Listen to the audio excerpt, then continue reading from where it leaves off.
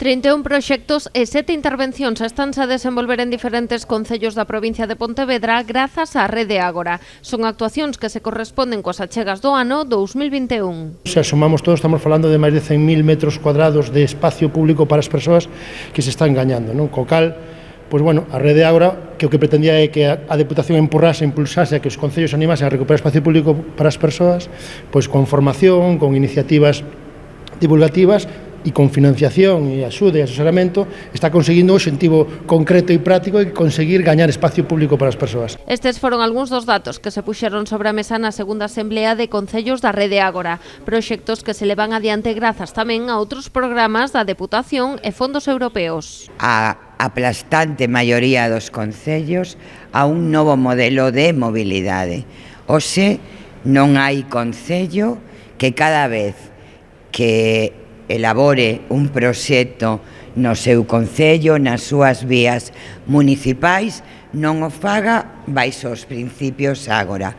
E ademais contando con financiación para a redacción de proxectos. Neste encontro explicáronse tamén as novidades das subvencións Ágora 2022, dotadas con case 2 millóns de euros para a redacción de proxectos. E o que queremos é que os concellos estean preparados, co cal queremos centrar eses 2 millóns de euros só en redacción de proxectos de recuperación do espacio público. Introducimos tamén a especificidade que non contemplaban as anteriores bases de itinerarios peonís e ciclables que persigan un obxectivo de cambiar da mobilidade motorizada a mobilidade peonil ou ciclable, non? Ademais, por primeira vez nesta convocatoria, a Deputación porá a disposición dos concellos agora unha ordenanza de mobilidade, un texto que servirá de base para as normativas municipais. E que vai a permitir que os concellos poidan levala aos seus plenos para facilitar que este modelo teña unha ordenanza que lle permita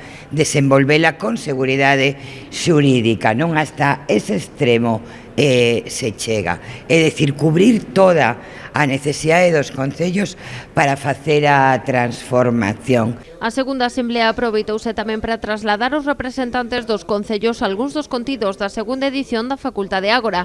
A iniciativa será máis práctica e descentralizada e incluirá un obradoiro formativo para policías locais.